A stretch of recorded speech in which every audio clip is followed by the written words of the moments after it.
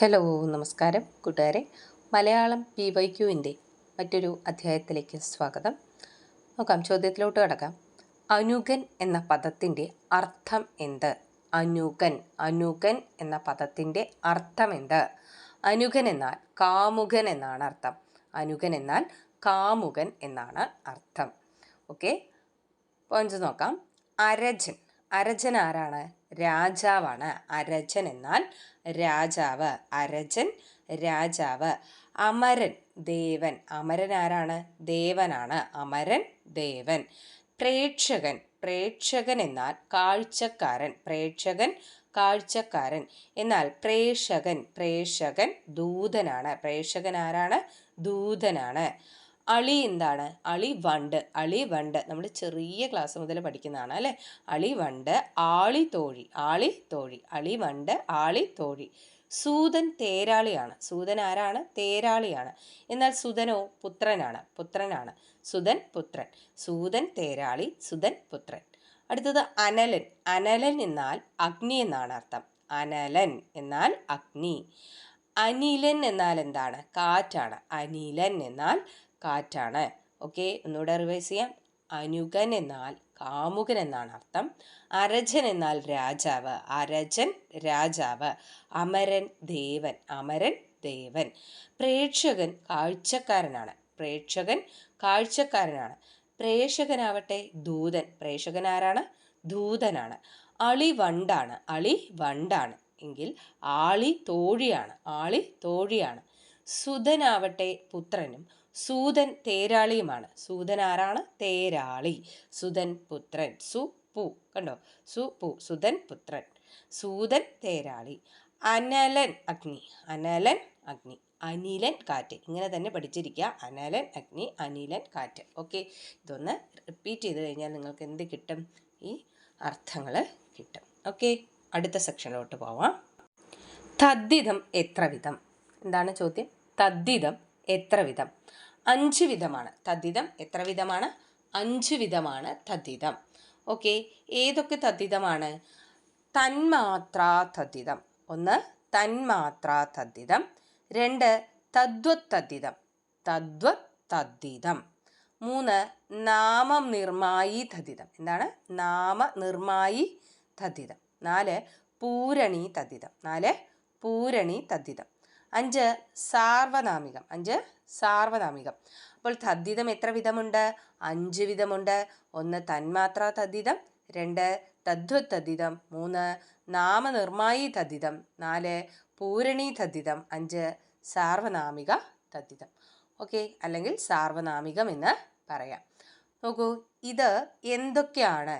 അതിന് എക്സാമ്പിൾസ് എന്തൊക്കെയാണ്? എന്തൊക്കെ ഉദാഹരണങ്ങളാണ് എന്നൊക്കെ നോക്കാം. തദ്ധിതത്തിലെ ആദ്യത്തേത് തന്മാത്രാ തദ്ധിതമാണ്. തന്മാത്രാ തദ്ധിതം. അതിലെ പ്രത്യയങ്ങൾ ഏതെല്ലാമാണ്? പ്രത്യയം മ, തം, തരം, തനം എന്നീ വാക്കുകളിൽ അവസാനിക്കുകയാണെങ്കിൽ, എന്നീ അക്ഷരങ്ങളിൽ അവസാനിക്കുകയാണെങ്കിൽ അത് എന്തായിരിക്കും? തന്മാത്രാ തദ്ധിതമായിരിക്കും. പ്രത്യയം മ, തം, തരം, തനം എന്നിവ വരുകയാണെങ്കിൽ അത് തന്മാത്രാ തദ്ധിതം. എക്സാമ്പിൾ ഏതൊക്കെയാണ്? വെണ്മ, നന്മ, പുതുമ, വിഡ്ഢിത്തം, കള്ളത്തനം എന്നിവയൊക്കെ തന്മാത്രാ തദ്ധിതത്തിന് ഉദാഹരണങ്ങളാണ്. നോക്കാം, തന്മാത്രാ തദ്ധിതത്തിൻ്റെ പ്രത്യയങ്ങൾ ഏതൊക്കെയാണ്? അത് പ്രത്യയങ്ങൾ പഠിച്ചു വയ്ക്കാം. പ്രത്യയം മ, തം, തരം, തനം. മ, തം, തരം, തനം. തന്മാത്ര എന്നാണ്. ആ തന്മാത്രയിൽ തന്നെ എന്തുണ്ട്? മായുണ്ട്, തായുണ്ട് അല്ലേ? ഓക്കെ, നായുണ്ട്. അപ്പോൾ എന്താണ്? പ്രത്യയം മാ, തം, തരം, തനം. പ്രത്യയം മാ, തം, തരം, തനം. കിട്ടിയോ? അതിലെ ഉദാഹരണങ്ങൾ എന്തൊക്കെയാണ്? വെണ്മ, നന്മ, പുതുമ. ഇങ്ങനെ മായിൽ അവസാനിക്കുന്നതൊക്കെ എന്താണ്? തന്മാത്രാ തദ്ധിതമാണ്. വിഡ്ഢിത്തം തമ്മിൽ അവസാനിക്കുന്നത് തന്മാത്രാ തദ്ധിതം. കള്ളത്തരം, തരത്തിൽ തരം എന്ന് അവസാനിക്കുന്നത് തന്മാത്രാ തദ്ധിതമാണ്. കള്ളത്തനം, തനം എന്ന് അവസാനിക്കുന്നത് തന്മാത്രാ തദ്ധിതമാണ്. ഓക്കെ, ക്ലിയർ അല്ലേ? സെറ്റ് അല്ലേ? ഓക്കെ, അടുത്തത് നോക്കാം. അടുത്തത് തദ്വത് തദ്ധിതം.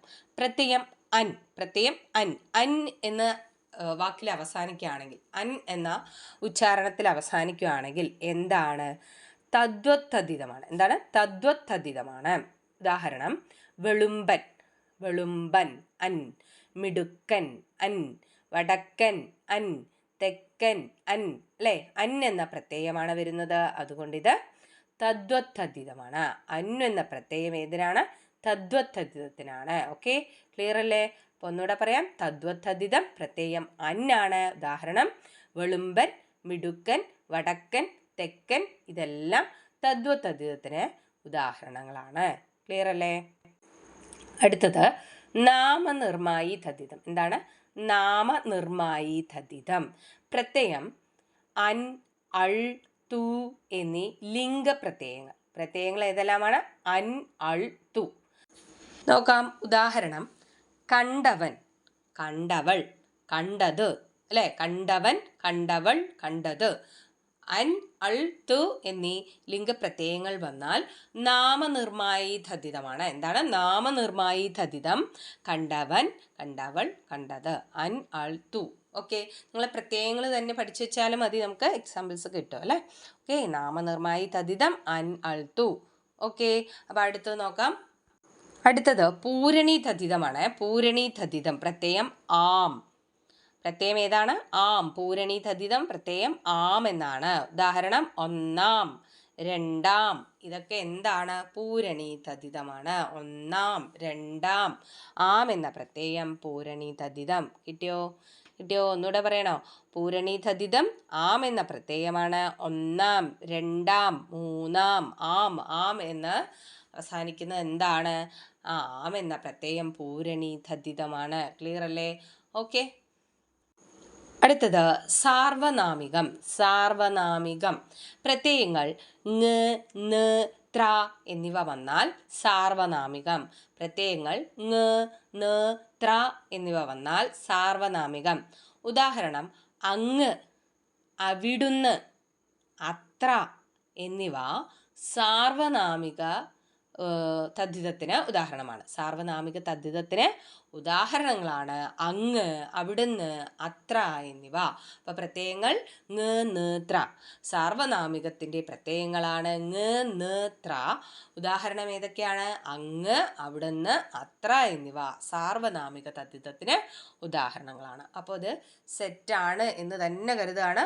ഒന്നുകൂടെ അത് റിവൈസ് ചെയ്ത് കേട്ട് നോക്കുക. ഓക്കെ, ക്ലിയർ അല്ലേ? സെറ്റ് അല്ലേ? ഓക്കെ, നമുക്ക് അടുത്തൊരു ക്വസ്റ്റ്യനുമായിട്ട് അടുത്ത ക്ലാസ്സിൽ കണ്ടുമുട്ടാം. Thank you.